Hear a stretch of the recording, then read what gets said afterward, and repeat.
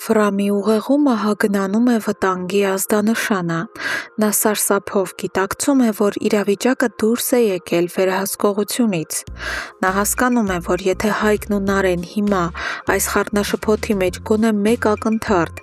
գոնե մեկ անգամ դեմ առ դեմ հանդիպեն, ապա քույրն անպայման կկոտրվի ու կասի ամենասարսափելի ճշմարտությունը հղիության մասին։ Այս հանդիպումն ամեն գնով կանխելու և ճակատագրական խոստովանության առաջն առնելու համար Վրամը, կորցնելով ինքնատիրապետումը, գազազած շտապում է Հայկենց տուն։ Նա տեսնում է, որ Հայկն այնտեղ չէ, արդեն վաղուց մեկնել է։ Զայրույթից խելագարված Վրամը կանգնում է Աբոյի և Միքոյի դիմաց։ Նրա աչքերում արյուն է լցված և նա առանց քաշվելու ամենայն լրջությամբ կարգադրում ու սպառնում է նրանց, թող Հայկին խստիվ զգուշացնեն,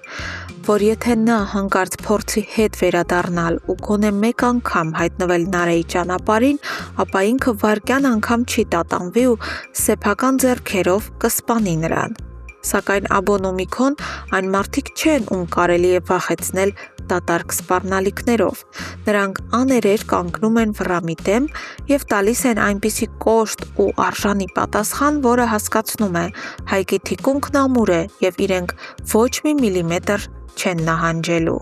Մինչդեռ Ադամյանների տան բակում իսկական փոթորիկ է։ Սաքոն զայրացած կտրականապես արգելում է Լալային ոտք դնել իր տան տարածք։ Լալան փորձում է արդարանալ, ասելով, թե ինքը ընդամենը եկել է Վրամին տեսնելու, բայց Սաքոն անդրդվելի է։ Նա դաժանաբար հայտարարում է, որ Լալան այլևս երբեք տեղ չունի և չի ունենալու իր տանը։ Լալան, հասկանալով, որ այս պահին դիմադրելն անիմաստ է, լուռ հեռանում է։ Սակայն այս կարճատև միջադեպը ունենում է շատ ավելի խորը հետևանքներ։ Քիչ անց, երբ կրքերը մի փոքր հանդարտվում են, Սաքոն խոսում է Անիկի հետ և դժգոհելով կիսվում է տեղի ունեցածով։ Անիկը, ում կանացի ինտուիցիան և սթափ միտքը միշտ աշխատում են անսխալ, միանգամից վերլուծում է իրավիճակն ու հանգում ցնցող եզրակացության։ Նա նայում է ամուսնու աչքերին և ուղիղ ասում. փաստորեն հենց Լալան է այն անտեսանելի տիկնիկավարը, ով այսքան ժամանակ գաղտնի ու վարպետորեն լվանում է Վրամի ուղեղը ու նրան հմտորեն տրամադրում սեփական հոր դեմ։ Սաքոն քարանում է, զարմանքն ու ապշանքը խեղդում են նրան։ Նա վերլուծում է որդու վերջին շրջանի պահվածքը, նրա անբացատրելի ըմբոստությունն ու սառնությունը իր հանդեպ և սարսափով գիտակցում է, որ Անիկի խոսքերը բացարձակ ճշմարտություն են։ Նրա սեփական տանը իր իսկ արյունը դուրս է եկել իր դեմ։ Իսկ հաջորդ օրվա առավոտը բացվում է ոչ թե խաղաղությամբ, այլ նոր պայթյունավտանգ բախումով։ Գիշերվա դժոխքից հետո Նարեն փողոցում դեմ առ դեմ հանդիպում է Արմոյին։ Կուտակված ցասումը, ատելությունն ու ապրած նվաստացումը խեղդում են աղջկան։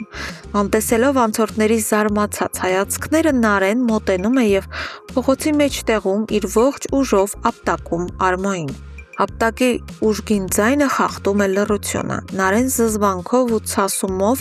պահանջում է պատասխանել։ Ինչ իրավունքով, ինչ խղճով է նա երեկ համարձակվել ոտք դնել իրենց տուն, նայել բոլորի աչքերին և լկտիաբար հայտարարել, թե իբր այդ երեխան իրենն է։ Բայց Արմոյի դեմքին զղջման ոչ մի նշույլ չկա։ Հարվածից հետո նա դանդաղ շրջում է գլուխը և նրա շուրթերին հայտնվում է սառը ժպիտ։ Նայելով Նարեի արցունքոտ աչքերին, Արմոն ատամների արանքից ֆշշացնում է, որ ինքը շատ լավ է արել։ Նա խոստանում է, որ սա դեռ միայն սկիզբն է, որ ինքը Նարեի կյանքը վերածելու է իսկական, անվերջանալի դժոխքի,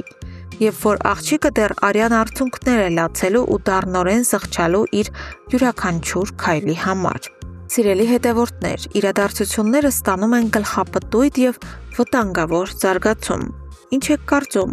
ինչ քայլերի կդիմի Սաքոն հիմա, երբ վերջապես բացահայտեց Լալայի իսկական դեմքն ու նպատակները։ Արդյոք նա կկարողանա որդուն հետ կանգնեցնել այդ կնոջ ազդեցությունից։